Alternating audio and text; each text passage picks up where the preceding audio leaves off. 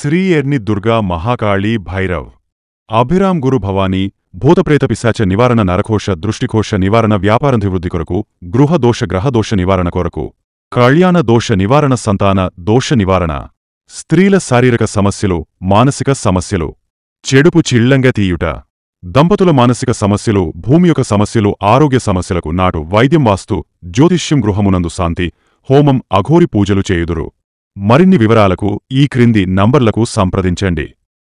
నమస్కారం, welcome to వార్తా కిరణం. నేను కృష్ణకుమార్. వార్తల్లో ముందుగా హెడ్లైన్స్.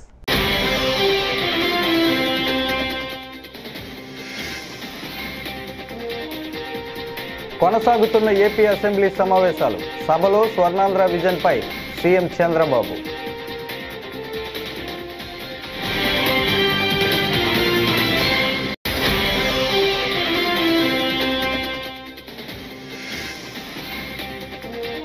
రాయలసీమ ఎత్తిపోతలకు సమాధి కడుతున్న చంద్రబాబు అంటూ మాజీ మంత్రి కాకాని గోవర్ధన్ రెడ్డి ఆగ్రహం.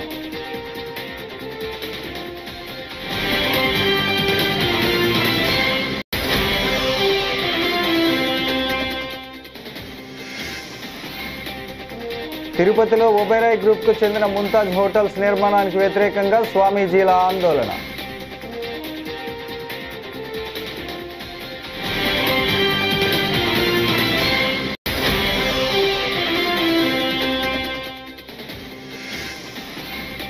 ఏపీకి యూనివర్సిటీలు రాకుండా గత ప్రభుత్వం అడ్డుకుంది. మండలిలో మంత్రి లోకేష్.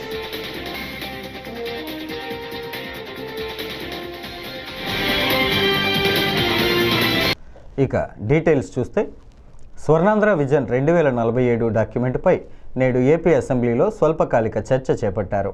ఈ సందర్భంగా సీఎం చంద్రబాబు మాట్లాడుతూ 10 సూత్రాలు నిర్దేశించుకొని స్వర్ణాంధ్ర విజన్ వైపు అడుగులేస్తున్నామని చెప్పారు. తెలుగు బిడ్డ పివి నరసింహారావు సంస్కరణలతో దేశం అభివృద్ధి బాటలో ముందుకు పోతోందని, ఈ సంస్కరణల్లో 1% నా భాగస్వామ్యం ఉన్నందుకు గర్విస్తున్నానని చంద్రబాబు తెలిపారు. 2047 నాటికి ప్రపంచవ్యాప్తంగా భారతీయులు నెంబర్ 1గా నిలుస్తారని ధీమా వ్యక్తం చేశారు. దేశానికి స్వాతంత్రం వచ్చి అప్పటికి 100 ఏళ్లు పూర్తవుతాయని ఆయన పేర్కొన్నారు. 22,094 కోట్లు మొత్తం పర్సంటేజ్ వచ్చి గ్రోత్ వచ్చి మీరు చూస్తే 8.6%. అదే మరి పర్ క్యాపిటా జిఎస్టిపి 2,66,995 రూపాయలు. అదే ఈ సంవత్సరం 24-25 తెలుగుదేశం ఈ యొక్క ఎన్డీఏ కూటమి అధికారంలో 9 నెలలు ఉంది. ఈ 9 నెలల్లో మీరు చూస్తే అగ్రికల్చర్ అండ్ అలైడ్ 5,12,482 కోట్లు పెరిగింది. ఇండస్ట్రీ 3,40,387 కోట్లు పెరిగింది. సర్వీస్ సెక్టర్ 6,12,045 కోట్లు పెరిగింది. మొత్తం కలిసి 15,93,062 కోట్ల రూపాయలు. ఇక్కడ గ్రోత్ రేట్ వచ్చి 12.02. పర్ క్యాపిటా ఇన్కమ్ మీరు చూస్తే 2,98,058 రూపాయలు. ఈ సంవత్సరం అంటే లాస్ట్ ఇయర్ కంటే 32,000 దగ్గర పెరిగే అవకాశం వచ్చింది. ఇక్కడ నుంచి మళ్ళీ మీరు చూస్తే 25-26కి 17% గ్రోత్ పెట్టుకున్నాం. ఎందుకంటే కొంచెం ఈ సంవత్సరం అంతా గానీ అన్ని రంగాల్లో స్ట్రీమ్ లైన్ చేయగలిగితే వస్తున్నది ఒక నమ్మకం. అందుకనే 17% పెట్టుకున్నాం. దానివల్ల జిఎస్టిపి 18,65,704 కోట్లు రావాలి. అగ్రికల్చర్, ఇండస్ట్రీ, సర్వీస్ ఏ విధంగా వస్తాయని కూడా పెట్టాం. 3,47,871 రూపాయలు తలసరి ఆదాయం. 26-27కి మీరు చూస్తే 21,67,606. దానికి అనుగుణంగా అలొకేషన్స్ పెట్టుకున్నాం. Growth rate 16.18. దాని మీద 4,03,178 రూపాయల తలసరి ఆదాయం. 27-28కి వచ్చినప్పుడు 25,19,359 కోట్ల రూపాయలు జిఎస్టిపి. సిఆర్ వచ్చి గ్రోత్ రేట్ వచ్చి 16.23. Per capita 4,67,795. 28-29 29,29,402 కోట్లు జిఎస్టిపి. 16.28 growth rate. అదే మరిగా పర్ క్యాపిటా ఇన్కమ్ 5,42,985. ఇది రాష్ట్రంలో ఉండే ఫిగర్స్. ఇవి మీ నియోజకవర్గాల్లో కొన్నిట్లో ఎక్కువ ఉంది, కొన్నిట్లో తక్కువ ఉంది. దానికి కారణం హిస్టారికల్ గా వచ్చిన రీజన్స్. అక్కడ సోషియో ఎకనామిక్ పొలిటికల్. తెలంగాణ ముఖ్యమంత్రి రేవంత్ రెడ్డి అబద్ధాలకు బ్రాండ్ అంబాసిడర్గా మారని భారాస ఎమ్మెల్యే మాజీ మంత్రి హరీష్ రావు మండిపడ్డారు. కేసీఆర్ 10 ఏళ్లు రాష్ట్రాన్ని నెంబర్ 1గా చేసి దేశానికి ఆదర్శంగా నిలిచారని కొనియాడారు. అలాంటి వ్యక్తిపై అనుచిత వ్యాఖ్యలు చేయటం సరికాదని అన్నారు. అది రేవంత్ రెడ్డి అని చెప్పక తప్పదు. నిన్నేదో జీఎస్టీ వేయాలని చెప్పిండు అబద్ధాలకు. నిజంగా అబద్ధాలకు జీఎస్టీ వేయాల్సి వస్తే ఈ రాష్ట్ర ప్రభుత్వ ఖజానా మొత్తం నువ్వు మాట్లాడిన అబద్ధాలకు జీఎస్టీ కింద పోతుంది. ఇవాళ కేసీఆర్ గారు 14 ఏళ్లు పోరాడి కానే కాదు రానే రాదన్న తెలంగాణను చావు నోట్లో తలబెట్టి తెలంగాణ తెచ్చిన జాతి పిత కేసీఆర్. 10 ఏళ్లు ఈ రాష్ట్రాన్ని అద్భుతంగా పాలించి దేశానికి దిక్సూచిగా నిలిపిన నాయకుడు కేసీఆర్. జీఎస్డిపి పెరుగుదలలో, పర్ క్యాపిటా పెరుగుదలలో, ఎస్ఓఆర్ స్వంత ఆదాయ వనరుల అభివృద్ధి పెరుగుదలలో, విద్యుత్ వినియోగములో, ప్రతి ఇంటికి త్రాగునీరు అందించడములో, సాగు విస్తీర్ణం పెంచడములో, పంటల ఉత్పత్తి పెంచడములో, మిషన్ కాకతీయ ద్వారా, రైతు బంధు ద్వారా దేశానికి ఆదర్శంగా నిలిచిన నాయకుడు కేసీఆర్. కొత్త రాష్ట్రానికి ఒక దిశ నిలిపిన నాయకుడు కేసీఆర్. ఆయన పట్టుకొని నువ్వు మార్చురీకి పంపాలని మాట్లాడతావా? గతంలో జానారెడ్డి గారు ప్రతిపక్ష నాయకుడిగా ఉంటే కేసీఆర్ గారు సభానాయకుడిగా, ముఖ్యమంత్రిగా ఎప్పుడు సభలో మాట్లాడినా పెద్దలు, గౌరవనీయులు, అనుభవజ్ఞులు జానారెడ్డి గారు అని ఎంతో వినయంగా, ఎంతో మర్యాదతో జానారెడ్డి గారి గురించి మాట్లాడేది. కానీ నువ్వు మాట్లాడుతున్న భాష ఏంటి? తెలంగాణ అంటే ఈ దేశంలో ఒక గౌరవం ఉంది, ఒక ప్రతిష్ట నిలిపిండు కేసీఆర్. నీ భాష వల్ల, నీ చర్యల వల్ల, నీ విధానాల వల్ల, నీ పిచ్చి తుగ్లక్ చర్యల వల్ల ఈ రాష్ట్రం యొక్క పరువు ప్రతిష్ట మంట కలిసేటువంటి పరిస్థితి ఏర్పడతా ఉంది. నిన్న మేము శాసనసభలో, శాసన మండలిలో కేసీఆర్ గారి పట్ల రేవంత్ రెడ్డి చేసిన అనుచిత వ్యాఖ్యలకు మేము వాకౌట్ చేసినాం. వాకౌట్ చేస్తే నిన్న మాట మార్చిండు. మీరు చూశారు అసెంబ్లీలో. నేను కేసీఆర్ నన్లే బీఆర్ఎస్ పార్టీ నన్నా అని మాట మార్చిండు. ఒక్కసారి ఆ వీడియో చూద్దాం ప్రజలకి. తిరుపతిలో ఒబెరాయ్ గ్రూప్కు చెందిన ముంతాజ్ హోటల్స్ నిర్మాణానికి వ్యతిరేకంగా స్వామీజీలు సోమవారం ఆందోళన చేపట్టారు. భూ కేటాయింపులు రద్దు చేయాలని, ఎప్పటి వరకు నిర్మించిన భాగాలను కూల్చివేయాలని డిమాండ్ చేస్తున్నారు. అలిపిరిలో దీక్ష ప్రారంభించిన స్వామీజీలు పాదయాత్రగా తిరుమలకు వెళ్లనున్నారు.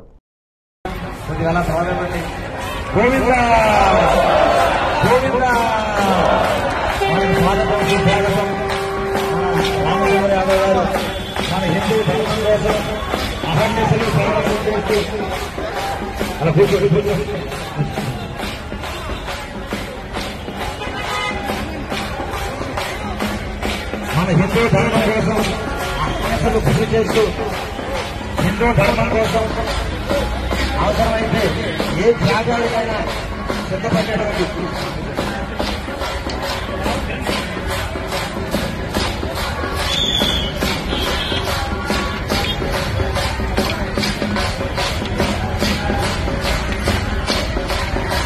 అందరూ కూడా గట్టిగా గోవిందా గోవిందా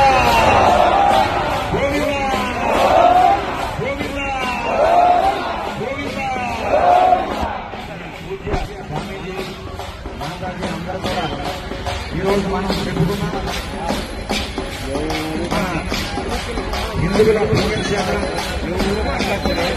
ఆంధ్రప్రదేశ్లో ప్రైవేటు యూనివర్సిటీల ఏర్పాటును తమ ప్రభుత్వం స్వాగతిస్తోందని మంత్రి నారా లోకేష్ మండలిలో పేర్కొన్నారు.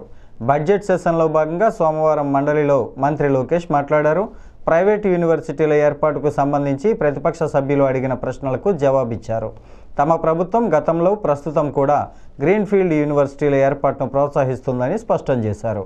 ఇందులో భాగంగా తీసుకొచ్చిన యూనివర్సిటీల చట్టంపై ప్రైవేటు యూనివర్సిటీల ఏర్పాటుకు అనుకూలంగా ఉందని అన్నారు. ఎందుకంటున్నానంటే పూర్తి చేయలేదు సార్, చెప్పమంటారో వద్దా? మీరు మాడుతుంటే మీరు మాట్లాడండి. మీరు మాడుతున్నప్పుడు నేను అడ్డు రాలేదు. గురువు గారు మీరు మాడుతున్నప్పుడు నేను అడ్డు రాలేదు సార్. ఇప్పుడు మీరు కూడా ఒక విషయం, మీరు ఇట్ ఈస్ అ ఫ్యాక్ట్, కంపెనీలు రాలా ఆంధ్ర రాష్ట్రానికి. It is a fact. EPS మీరు క్యాన్సిల్ చేశారు, it is a fact. Lulu ఒప్పందం క్యాన్సిల్ చేశారు, ఇట్ ఈస్ అ ఫ్యాక్ట్.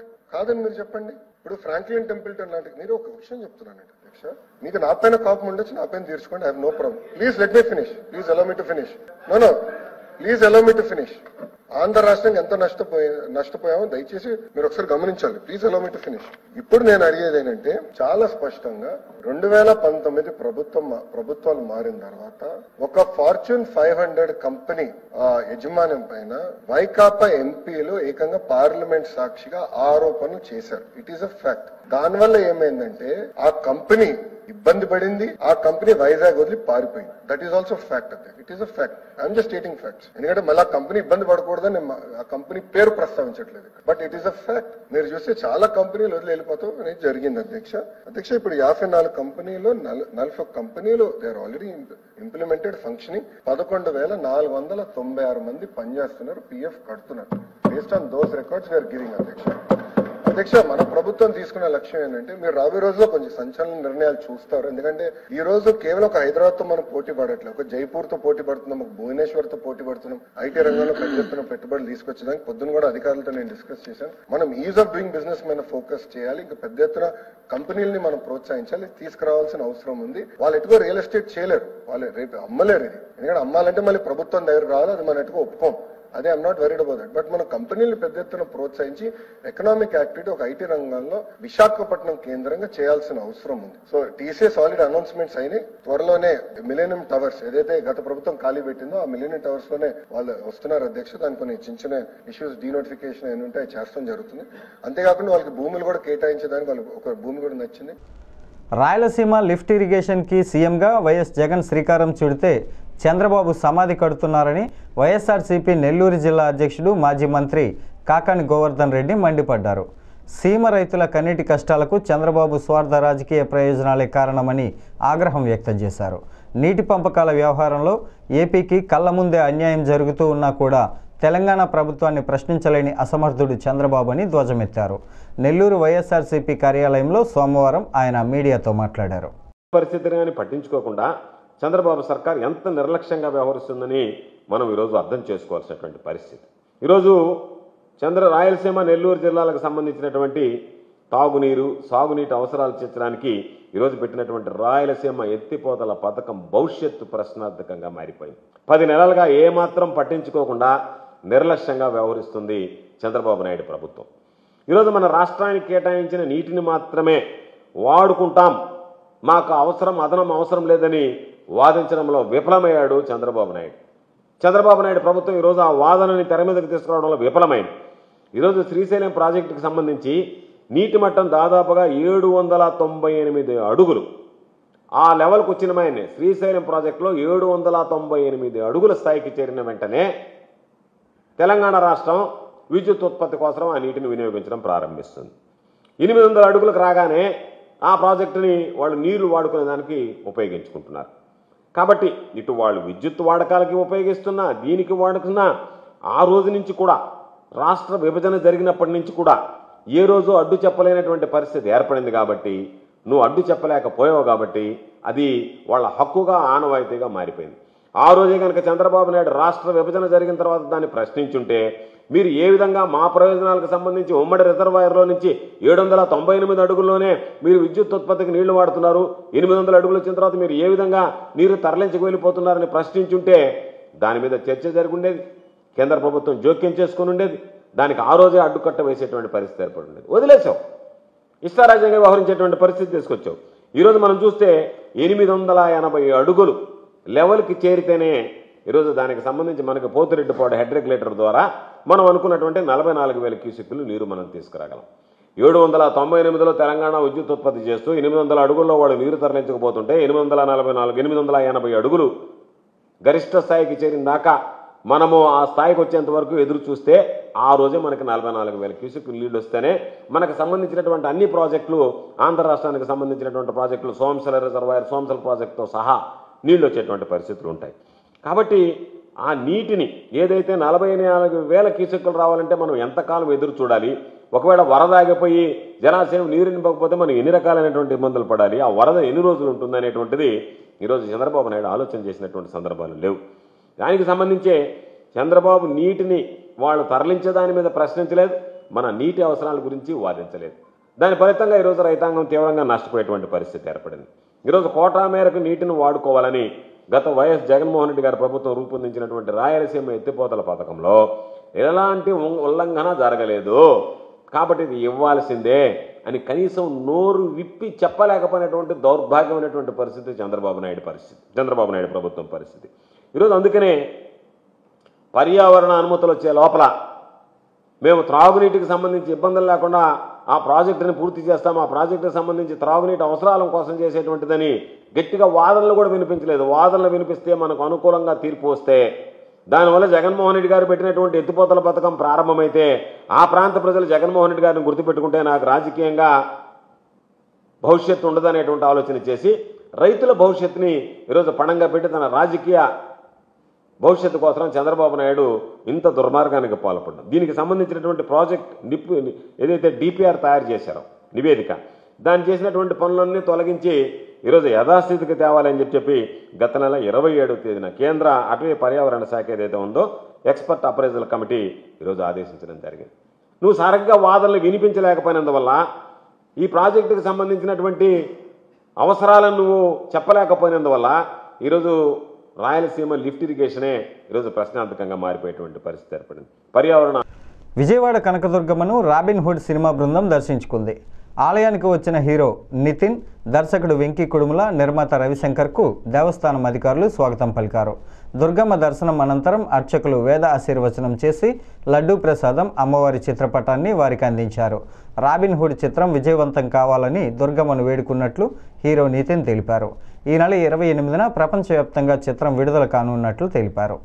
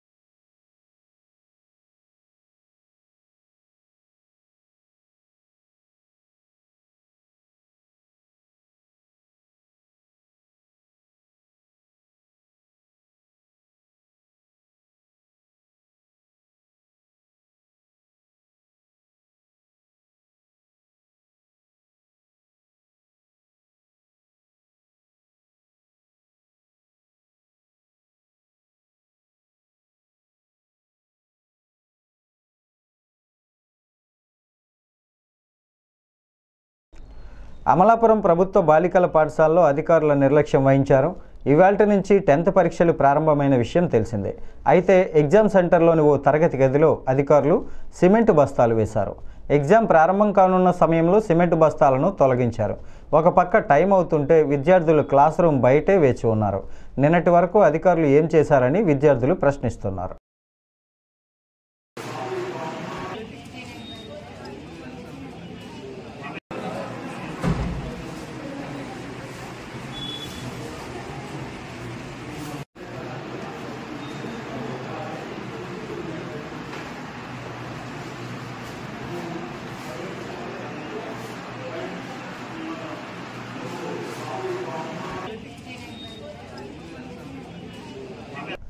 ప్రతిభ కలిగిన పేద విద్యార్థులకు ఆర్థిక సాయం చేయడానికి దాతలు ముందుకు రావాలని రాజమండ్రి సిటీ ఎమ్మెల్యే ఆదిరెడ్డి శ్రీనివాస్ కోరారు.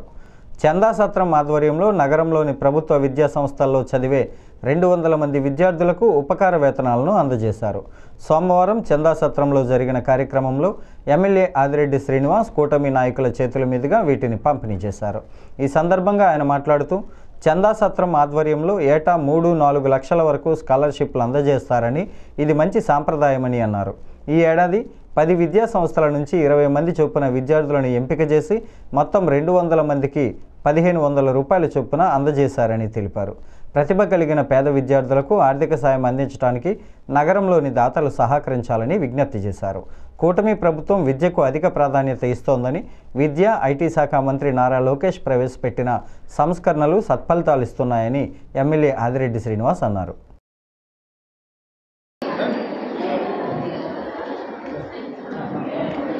చెప్పేది వెంకట ఇక్కడ ఉన్నారు నేను చెప్తాను ఓకే గ్రూప్ తీసుకురమని చెప్పేసి థ్యాంక్ యూ చెప్తాను సార్కి థ్యాంక్ యూ చెప్పాలి ఫస్ట్ ఈ పేరు ఉందో చెక్ చేసుకోండి ఎవరు వేసుకోవచ్చు మీతో చూడండి ఇంటికి వచ్చాను రాజమహేంద్రవరం సిటీ నియోజకవర్గంలో చందా సత్రం ద్వారా ఈ రోజున ఉపకార వేతనాలు ప్రతి సంవత్సరం కూడా గవర్నమెంట్ విద్యా సంస్థలో చదువుతున్న పిల్లలు సంస్థకి ఎంతమందిని ఎంచుకొని సుమారు 3-4 లక్షలు విద్యార్థులు ఒక విద్య కోసం సహాయం అందించే కార్యక్రమం చందా సత్రం వాళ్ళు చేస్తూ ఉంటారు. ఈ సంవత్సరం 10 విద్యా సంస్థలు సంస్థ నుంచి 20 మంది 200 మంది మనిషికి 1500 రూపాయలతో చందా సత్రం వారు మా పిల్లలకి ఆర్థికంగా వేతనాలు ఇవ్వడం జరిగింది. వారందరికీ కూడా నేను శాసనసభ్యుడిగా మా ఎన్డీఏ కూటమి నాయకులు అందరం కలిపి వాళ్ళ చేతికి ఇవ్వడం జరిగింది. ఒకటి, కూటమి ప్రభుత్వం వచ్చిన తర్వాత విద్యకు అధిక ప్రాధాన్యత ఇస్తూ ఉన్నాం. వారి యొక్క విద్య కోసం అన్ని విధాలైన సంస్కరణలు కూడా తీసుకొస్తూ ఉంటారు. గౌరవ ముఖ్యమంత్రి ఉప ముఖ్యమంత్రి గారి ఒక ఆలోచనలకు అనుగుణంగా ఐటీ మరియు విద్యాశాఖ మంత్రి నారా లోకేష్ గారు అనేకమైన సంస్కరణలు తీసుకురావడంతో పాటు స్ఫూర్తినిచ్చే విధంగా ఆయన యొక్క కార్యక్రమాలు ఉంటా ఉన్నాయి. ఏ రీతిగా ఉన్నాయంటే భవిష్యత్తులో ఈ యొక్క ప్రభుత్వ విద్యా సంస్థలో సీటు కోసం ప్రతిపాదనలు లెటర్లు ఇచ్చే పరిస్థితికి రావాలన్నది వాళ్ళ తాలూకు ఆలోచన. ఆ ఆలోచనకు అనుగుణంగా అడుగులు పడతా ఉన్నాయి. మనం గతంలో చూసాం, ఏదైనా ఇస్తే స్కూల్ మెటీరియల్ జగనన్న విద్యా కానుక, చిల్లర రాజకీయాలు, పిల్లలకి ఇచ్చే బెల్ట్ల మీద కూడా జగనన్న. కానీ ఈ రోజున ఎంతో స్ఫూర్తిగా నారా లోకేష్ గారు ఆలోచన ఉంది.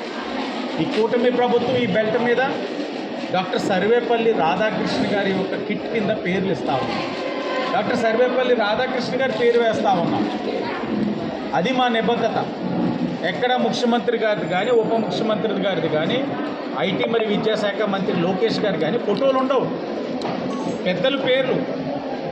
మధ్యాహ్న భోజనం ఉంది, మా డొక్క సీతమ్మ గారి పేరు పెట్టుకున్నాం. అన్నపూర్ణగా ఏదైతే పిలువబడతారో ఆవిడ ఈ జిల్లా వాసి. ఇంత స్ఫూర్తిగా మా ఆలోచన అంటా ఉంది. అందరూ కూడా ప్రశంసిస్తూ ఉన్నారు. మరి ముఖ్యంగా యూనిఫామ్ ఇప్పుడే మాట్లాడుతూ ఉంటే వాపోతూ ఉన్నారు. వెలిసిపోతుంది సార్ 2-3 సార్లు ఉతికిన తర్వాత. కానీ ఈ రోజున ఇచ్చే యూనిఫామ్ చాలా క్వాలిటీగా ఉంది. మంచి మెటీరియల్ తీసుకున్నారు. నేనే పట్టుకొని దాన్ని చూడడం కూడా జరిగింది. రాబోయే రోజుల్లో ఈ సంస్కరణలన్నీ కూడా ఒకటే. ప్రభుత్వ విద్యా సంస్థలో చదువుతున్న పిల్లలు ప్రైవేట్ విద్యా సంస్థలతో పాటు సరిపాటుగా ఇలాంటి యూనిఫామ్ వేసుకోవడం వల్ల వాళ్ళ ఆత్మస్థైర్యం పెరుగుతుంది. అలాగే ఇలాగా ఏదైతే ఈ ఎండోమెంట్స్ చందా సత్రం కానీ ఇలాంటి వీరు స్ఫూర్తిగా వారికి మరింత భరోసా కల్పించే విధంగా ఇలా ఆర్థిక పరంగా సహాయ కార్యక్రమాలు చేయడం వల్ల వారు మరింత విద్యకి చదివేదానికి ప్రాధాన్యత ఇవ్వడానికి అవకాశం ఉంటుంది. తప్పకుండా దాతలు అందరూ కూడా ముందుకు రండి.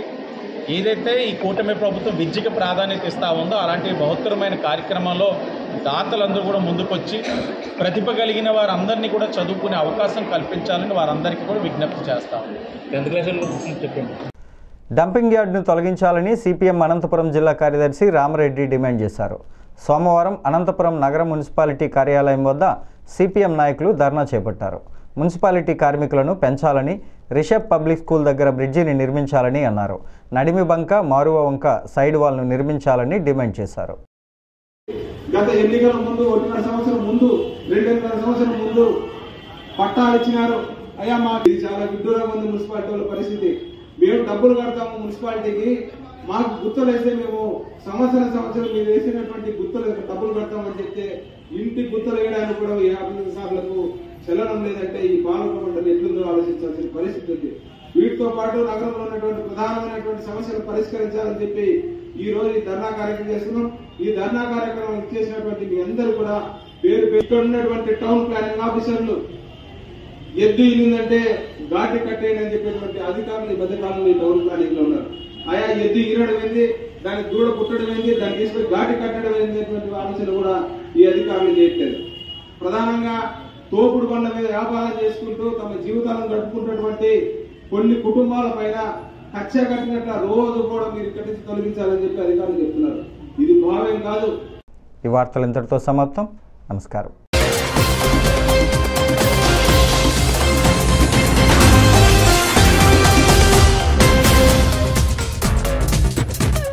శ్రీ ఎర్ని దుర్గా మహాకాళీ భైరవ్ అభిరామ్ గురు భవానీ భూతప్రేత పిశాచ నివారణ నరకోశ దృష్టికోశ నివారణ వ్యాపారాభివృద్ధి కొరకు గృహదోష గ్రహదోష నివారణ కొరకు కళ్యాణ దోష నివారణ సంతాన దోష నివారణ స్త్రీల శారీరక సమస్యలు మానసిక సమస్యలు చెడుపు చిళ్లంగా తీయుట దంపతుల మానసిక సమస్యలు భూమి యొక్క సమస్యలు ఆరోగ్య సమస్యలకు నాటు వైద్యం వాస్తు జ్యోతిష్యం గృహమునందు శాంతి హోమం అఘోరి పూజలు చేయుదురు.